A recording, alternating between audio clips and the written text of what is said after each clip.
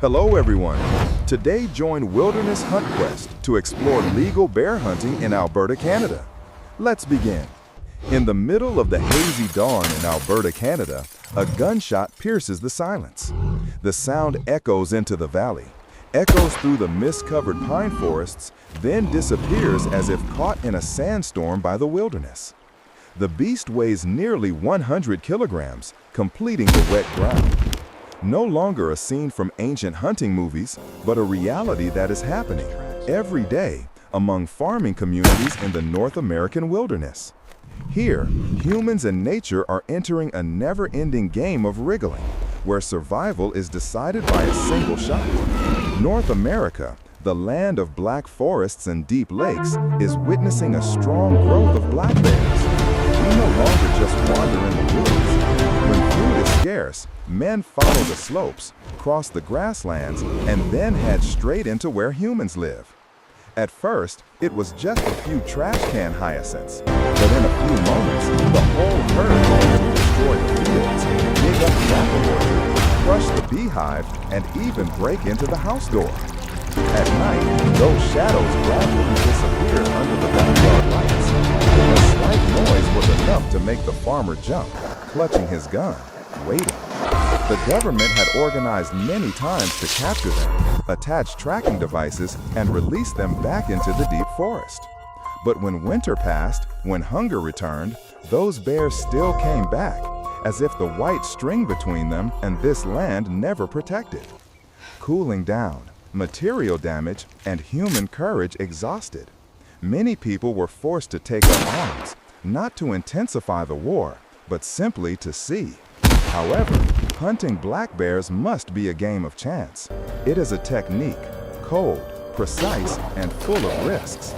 Every step can turn the hunter into a warrior. Preparing for a bear, the hunter begins by creating a scent. For example, cleaning a mixture of honey, seeds, ripe fruit. The scent spreads throughout the forest, alluring even the most dangerous old bear. They place large steel barrels or hang them low from tree branches so that the wind can carry the scent far away. Then they wait. A soft noise, a heavy breath from the wind, a sign that the animal is near. When the bear appears, time repeats itself. Every muscle in the hunting base is tense. His hand holds the bow or gun firmly. His eyes do not leave the target. All that remains is breath, heartbeat, and distance.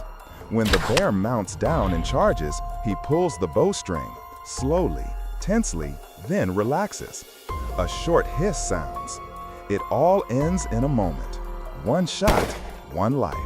One shot, one life. It is not just a rule, but an oath of honor between man and nature. The biggest challenge is the old, thick, intelligent bears. We have a stronger sense of smell than any other beast in the forest, and can smell a human scent from hundreds of meters away. If they sense anything unusual, they disappear like smoke, or worse, charge with primal fury. During this time, even the most experienced hunter can back off, knowing that a small mistake can cost a life. In Alberta, hunting laws are not convenient. Each season lasts only from April to June. Each person with a valid license is only allowed to take one bear. Before entering the forest, they must take a safety course, correctly identify the species, understand post-hunt handling, and sign an ethics pledge. No sniping, no torture, no killing for pleasure. In 2022, the government issued about 3,000 licenses, but only about 750 succeeded, not even a quarter. Every bear killed is recorded, inspected, and counted to monitor the health of the population. It's a rigorous management system, not only to maintain the hunt, but also to ensure that black bears coexist with humans. The seasoned hunter understands that the forest has its own language.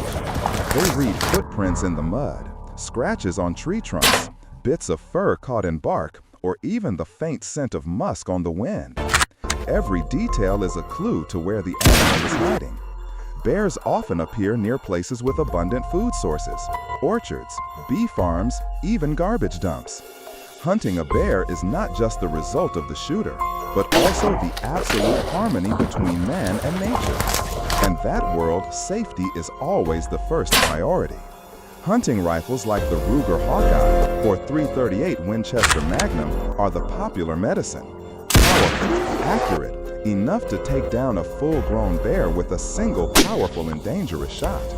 The ideal distance is 60 to 100 yards, close enough to be accurate, far enough to be safe. But that's not always enough. Depending on the angle and the type of bullet, sometimes 2 or 3 shots are needed in quick succession. In the midst of the adrenaline rush, staying calm is crucial. In the woods, losing your cool means losing control and possibly losing your life. Behind every bear down is an entire economic value chain. Bear meat is sought after by specialty restaurants and can sell for up to $1,000 for an adult. Bear skins, thick, glossy hides, are prized by craftsmen and collectors, bringing in several $100s more. In total, a bear can bring in between $1,600 and $2,600, a significant income stream for many rural families, where the season is uncertain and hunting is part of the livelihood. But behind the benefits lies a never-ending debate. Supporters say bear hunting is the only way to maintain balance, protect farms, and human safety. They see it as a necessary tool, both traditional and a matter of survival. But opponents see it as cruel, outdated, and disrupting the natural balance. They believe humans should find other, more humane and patient ways to coexist with the hobby. The Alberta government walks a fine line, protecting the livelihoods of its people, but also not losing the land's inherent wild values. Each year, they have to calculate the technical and dual nature, how many bears to control, which areas are allowed to trap, which seasons should be closed. One wrong move could lead to ecological imbalance or internal illness in society.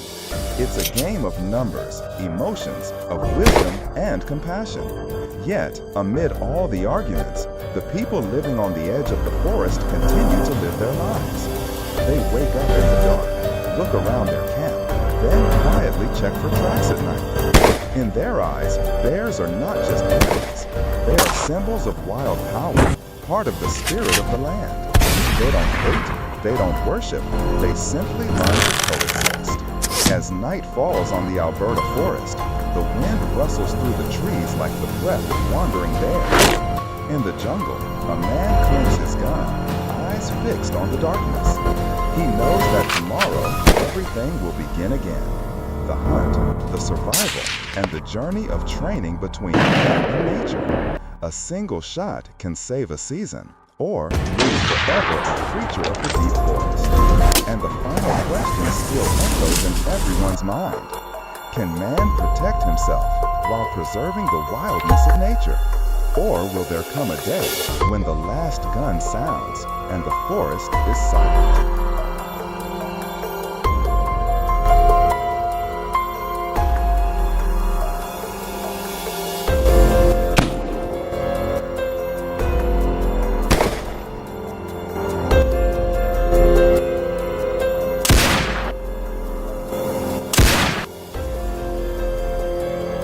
Welcome back to Wilderness Hunt Quest, the channel where we journey deep into the untamed wilderness to uncover the balance between man and nature. In the far northern lands of North America, where the pine forests stretch endlessly beneath the mist and mountains, a silent crisis has been unfolding. Over the past few years, bear populations have grown far beyond sustainable levels. With food sources in the wild running low, these powerful creatures have begun moving closer to human settlements, invading backyards, farmlands, and quiet towns that border the forest. At first, it was just small incidents, a bear tipping over a trash bin, breaking into a chicken coop, or wandering past a garden fence. But soon, the encounters turned bold. Bears breaking into houses, smashing cars, and tearing through barns. For many families living near the woods, fear became part of their daily lives. From Alaska to Alberta, from From Montana to British Columbia, authorities have sounded the alarm. When nature can no longer contain its own balance, wildlife begins to challenge human boundaries, and that can be dangerous for both sides. To restore order, governments across the region have introduced what's known as the legal bear hunting season, an annual, tightly regulated period allowing licensed hunters to help control bear populations. It's a controversial decision, but a necessary one, aimed not at destruction, but at preserving equilibrium between species. Every shot, every encounter is recorded and monitored. This is not a blood sport. It's a system of conservation through responsibility. Wildlife officers, ecologists, and hunters work together to ensure that nature's power remains balanced, not tipped into chaos. Experts warn that without population control, within just 5 years, unchecked bear growth could devastate local ecosystems and threaten human safety on an unprecedented scale. Farmers across northern territories already face heavy losses. Livestock killed, property destroyed, and occasional deadly attacks that shock entire communities. For those who live close to the wild, hunting season is not about glory. It's about duty, protecting families, farms, and the fragile border between civilization and wilderness.